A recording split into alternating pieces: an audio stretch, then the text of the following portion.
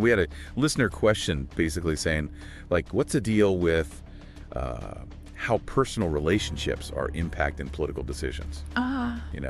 It's a good question. It's a great question. It is. And, you sent me a bunch of stuff, news articles, meeting minutes, even some candidate announcements. Yeah, lots to dig into. So much. All seems to kind of circle around this decision to move the supervised bail program.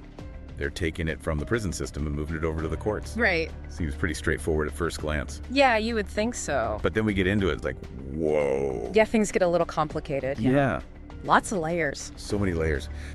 Well, because of the transfer, Welteroth is now in a tough spot thanks to the Hatch Act. Okay, remind me what the Hatch Act is. It's a federal law. Okay. And it basically says that if you work for a program that gets federal money, you can't also hold an elected office. Ah. So wow. since the supervised bail program will now be under the courts. Ooh, should get federal funding. Right. Welteroth's got to choose. Yeah, between his job and his political ambitions. Oh. And he even said this in an article, "It is with a heavy heart that I must choose how I serve." So he's clearly torn up about this. Absolutely. Man, it really makes you wonder about the timing of it all. Yeah. Yeah. This transfer was spearheaded by President Judge Nancy Butts. Right.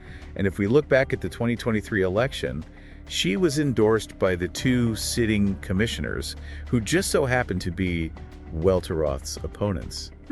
That is interesting. Although Judge Butts has said that this move was about improving the program, not about politics. Sure, but it's hard not to raise an eyebrow at the timing. I get it. Which brings us to the December 12th commissioners meeting. Oh boy, yeah. Things got a little heated. A little. Mickey Gottschall, who was representing the controller's office, tried to reverse this bail program transfer. Okay. Couldn't get a second for her motion. Then she read a statement from Rogers opposing the whole thing, Interesting. citing concerns about transparency and accountability. And here's where those interesting connections you mentioned really start to come into play. Because it turns out Rogers' husband, he's the supervisor of supervised bail.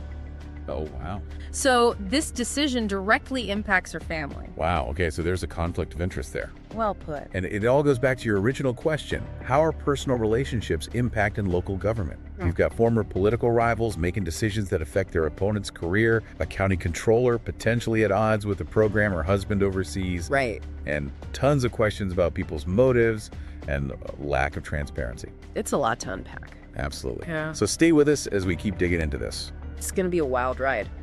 And that's why transparency is so important. Totally agree.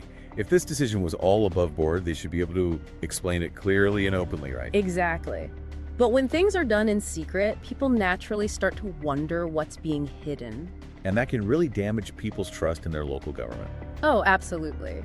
If people think that decisions are being made for personal reasons or political favors, instead of what's best for everyone, it creates a lot of problems. Yeah, no one wants to feel like their leaders are acting in bad faith.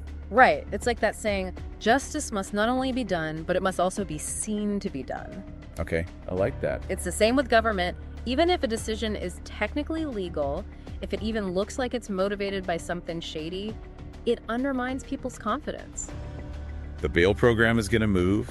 Welteroth has a tough decision to make, and Rogers seems like she's just getting started. Yeah, it definitely feels like this story is far from over. And as it plays out, I think the important thing is to keep asking those tough questions, keep pushing for transparency, and stay involved. Couldn't agree more. At the end of the day, local government affects all of us, and we have a right to have a say in how it works. Absolutely.